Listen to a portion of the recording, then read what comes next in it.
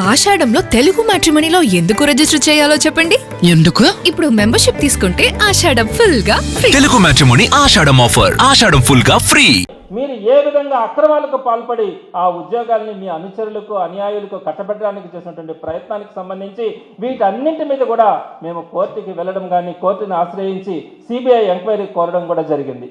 అయితే మేము కోర్టుకి వెళ్ళిన దాని మీద కూడా రకరకాలైనటువంటి కథనాలు, మరి కొంతమంది అయితే ట్రోల్ చేసినారు. టీచర్స్గా ఉండే వాళ్ళు కూడా ట్రోల్ చేసినారు. ఏమని ట్రోల్ చేసినారు? మేమేదో మెగా డిఎస్సితో పాటు రాబోయే నోటిఫికేషన్లను అడ్డుకునే ప్రయత్నం చేస్తా ఉన్నామని, టీచర్ల ఉద్యోగాలన్నీ కూడా తీసేయాలని పిల్లివేస్తామని, మేము చేసినటువంటి కోర్టుకు వెళ్ళినటువంటి దాన్ని డిస్మిస్ చేసిందని, ఈ విధంగా అన్యాయమైనటువంటి పోస్టులు పెట్టి ఎక్కడే మీరు ఆన్సర్ చేసుకోలేక మీరు వెళ్తున్నటువంటి తీరు చూస్తే ఈరోజు ప్రజలు నవ్వుకున్నటువంటి పరిస్థితి. మీరు ఒక్కసారి ఆలోచించండి. నేను కోర్టుకు వెళ్ళాను. కోర్టుకు వెళ్ళినటువంటి అంశం ఏంటి? మీరు ప్రచురిస్తున్నటువంటి అంశం ఏంటి? నేను కోర్టుకు ఏమైనా వెళ్ళాను? కోర్టు ఏ విధంగా అక్కడ జరిగింది? ఈ వాస్తవాలు మీరు చెప్తా ఉన్నారా? కోర్టుకు నేను వెళ్ళింది ఏంటి? నేను ఇచ్చినటువంటి తెలుగులో చదువుతాను, దాన్ని ఇంగ్లీష్లో ఉన్నదాన్ని. మొత్తం డిఎస్సి 2025 భర్తీ ప్రక్రియలో ప్రశ్నాపత్రాల తయారీ, పరీక్షల నిర్వహణ, ఫలితాల ప్రకటన, మెరిట్ కమ్ రోస్టర్ జాబితా విడుదల, ఈ సర్టిఫికేట్స్ పరిశీలన, అదేవిధంగా స్పోర్ట్స్ జీవో నెంబర్స్ 447 ద్వారా స్పోర్ట్స్ కోటా అమలు మరియు అభ్యర్థుల ఎంపిక, స్పోర్ట్స్ కోటా సర్టిఫికెట్ల ప్రామాణికత మరియు భర్తీకి సంబంధించి అన్ని ప్రభుత్వ ఫైల్ నోటింగ్లు, డిజిటల్ రికార్డింగ్లు, కమ్యూనికేషన్లపై సమగ్ర సిబిఐ విచారణకు ఉత్తర్వులు జారీ చేయాలని కోరాం. అదేవిధంగా సిబిఐ ద్వారా స్పోర్ట్స్ సర్టిఫికెట్లను తనిఖీ చేసిన తర్వాత నకిలీ లేదా చెల్లుబాటు కాని ఆధారాల ప్రాతిపదికన జరిగిన నియామకాలు రద్దు చేయాలని ప్రార్థన. ఈ విధంగా మేము కేవలం అక్కడ జరుగుతున్నటువంటి అక్రమాల గురించి కోర్టుకు వెళ్ళడం కూడా జరిగింది. అయితే కొన్ని టెక్నికల్ ఇష్యూస్తో ఆ పేపర్స్ను ఒక ఆర్డర్లో లేవన్న ఉద్దేశంతో దాన్ని విత్డ్రా చేసుకొని మరలా కోర్టుని అప్రోచ్ కావడానికి, గౌరవ కోర్టుని అప్రోచ్ కావడానికి పర్మిషన్ తీసుకోవడం కూడా జరిగింది.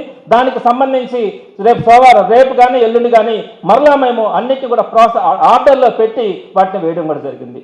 కేవలం ఒక టెక్నికల్ ఇష్యూ ద్వారా మేము ఏదైతే ఎవిడెన్సెస్ ఇచ్చినామో ఆ ఎవిడెన్సెస్ అన్నీ కూడా ఇచ్చినటువంటి వాటికి సంబంధించినటువంటి డాక్యుమెంట్స్ ఒక ఆర్డర్లో లేవన్న ఉద్దేశము అనే టెక్నికల్ ఇష్యూతో మేము దాన్ని విత్డ్రా చేసుకోవడం కానీ, కోర్టు పర్మిషన్తో, గౌరవ కోర్టు పర్మిషన్తో విత్డ్రా చేసుకోవడం కానీ, తర్వాత కోర్టుని మళ్ళీ అప్రోచ్ అవుతామని కూడా చెప్పడం కూడా జరిగింది.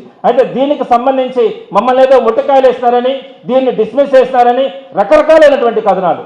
ఎంత దారుణంగా ప్రవర్తిస్తా ఉన్నారంటే, మేము ఈరోజు అడుగుతా ఉన్నాం, సిబిఐ ఎంక్వైరీ వేయండి. సిబిఐ ఎంక్వైరీకి మీరు ఎందుకు ఆలోచిస్తా ఉన్నారు? ఆ రోజు రాజశేఖర రెడ్డి గారు కానీ ఏ విషయంలో కూడా ఆయన దృష్టికి వచ్చినటువంటి ప్రతి అంశాన్ని కూడా, ఆయన శాఖలో ఉన్నటువంటి మంత్రి మీద ఒక ఆరోపణ వచ్చినా కూడా ఇమీడియట్గా సిబిఐ ఎంక్వైరీ చేసినటువంటి పరిస్థితి. అదేవిధంగా కొన్ని ఎక్కడైనా కూడా హత్య కానీ అట్లాంటివి జరిగినప్పుడు అపోజిషన్ వాళ్ళు సిబిఐ ఎంక్వైరీ కావాలంటే ఇమీడియట్గా సిబిఐ ఎంక్వైరీ చేసినటువంటి పరిస్థితి. ఎందుకంటే రాజశేఖర రెడ్డి గారు కానీ జగన్మోహన్ రెడ్డి గారికి కానీ ఒక నిష్పక్షపాతమైనటువంటి వాళ్ళు ఒక పారదర్శకమైనటువంటి పరిపాలన అందించినారు. ఎక్కడ కూడా తప్పులు జరిగితే వాటి మీద ఎంక్వైరీ వేసినటువంటి పరిస్థితి కూడా ఉంది.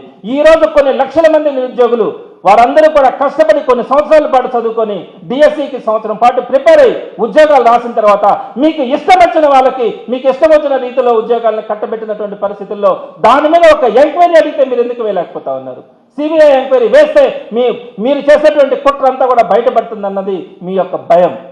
కేవలం ఆ భయంతోనే ఈరోజు ఇన్ని లక్షల మంది, ఇన్ని లక్షల గొంతుకలు బాధపడుతున్నా కూడా, ఆవేదన చెందుతున్నా కూడా, రోడ్డు మీదకి వచ్చినా కూడా మీరు పట్టించుకోకుండా మీరు ముందుకెళ్తా ఉన్నటువంటి పరిస్థితి.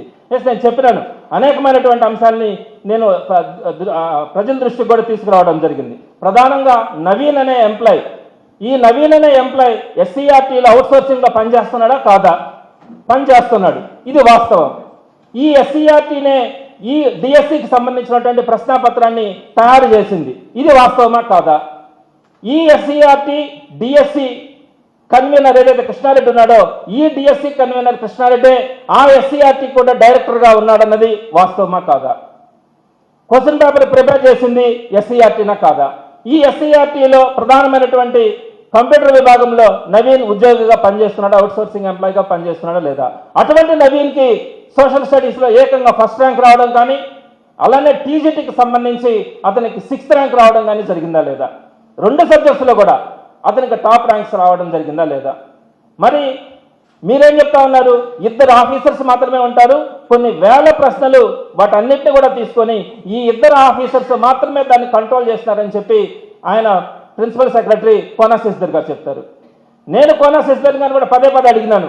సుమారుగా 30,000 ప్రశ్నల్ని టైప్ చేయాల్సిన క్రమంలో వాటన్నిటిని కూడా మీ ఇద్దరు ఆఫీసర్స్ టైప్ చేయరు కదా, అక్కడ ఉన్నటువంటి కంప్యూటర్ ఆపరేటర్స్ ఎవరైతే ఉన్నారో వారు మాత్రమే టైప్ చేసేటువంటి పరిస్థితి. అటువంటి టైపింగ్ సెక్షన్స్లో ఈ నవీన్ అనే అబ్బాయి ఉన్నాడు. ఆ నవీన్ అనే అబ్బాయికి టాప్ ర్యాంక్స్ వచ్చినాయి కాబట్టి ఇతని ద్వారా కొంతమందికి పేపర్లు బయట వెళ్ళినాయి అన్నదే ఈరోజు అభ్యర్థులందరూ కూడా ఆరోపిస్తున్నటువంటి అంశం. దాన్నే మీ దృష్టికి తేవడం కూడా జరిగింది. దాని మీద ఎంక్వైరీ కూడా చేయమండం జరిగింది. అక్కడ నీట్లో ఏ విధంగా అయితే పేపర్ లీక్ అయిన తర్వాత ఈ రోజు విద్యాశాఖ మంత్రి రాజీనామా చేస్తున్నారో, మరి ఇక్కడ ఈ డిఎస్సికి సంబంధించి ఈ ప్రశ్నపత్రం లీకేజ్ అంశం మీద, ఈ ఆరోపణ మీద ఎందుకు కనీసం మీరు రాజీనామా చేయకపోయినా సిబిఐ ఎంక్వైరీని ఎందుకు మీరు తొక్కి పెడుతున్నారో మీరు సమాధానం చెప్పుకోవాల్సినటువంటి పరిస్థితి ఉంటుంది. తప్పకుండా కూడా ఈరోజు డిమాండ్ చేస్తా ఉన్నాం. రాబోయే రోజుల్లో కూడా దీనికి సంబంధించి ముందుకెళ్ళడం కూడా జరుగుతుంది. మీరు అనుకోవచ్చు నవీన్ అంశం ఒక్కదాని మీదనే మీరు సిబిఐ ఎంక్వైరీ కోరుతా ఉన్నారా అని.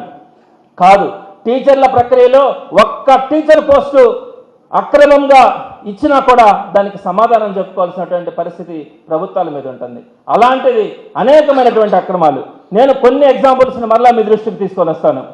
ఒక ఉద్యోగి అతని నెంబర్ 13069 జనరల్గా స్పోర్ట్స్ సర్టిఫికేట్స్ పెట్టేటప్పుడు ఎలా పెట్టాలంటే ఒక హైయెస్ట్ సర్టిఫికేట్ పెడతారు, ఒక బ్యాకప్ సర్టిఫికేట్ పెడతారు.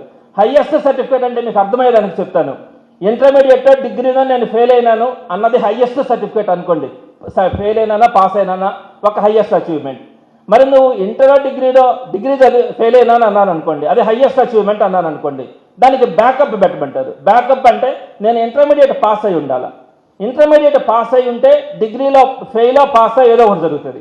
లేదా నేను ఇంటర్మీడియట్ హైయెస్ట్ అచీవ్మెంట్ పెడితే 10th క్లాస్ పాస్ ఫెయిల్ అన్నది బ్యాకప్గా పెట్టాలి. అంటే ఒక హైయెస్ట్ సర్టిఫికేట్ మనం కనుక పెడితే దానికి బ్యాకప్ సర్టిఫికేట్ అనేది ఖచ్చితంగా పెట్టాలి. ఇది మరిన్ని అప్డేట్స్ కోసం ఛానల్ ను సబ్స్క్రైబ్ చేయండి. నోటిఫికేషన్స్ కోసం బెల్ ఐకాన్ పై క్లిక్ చేయండి.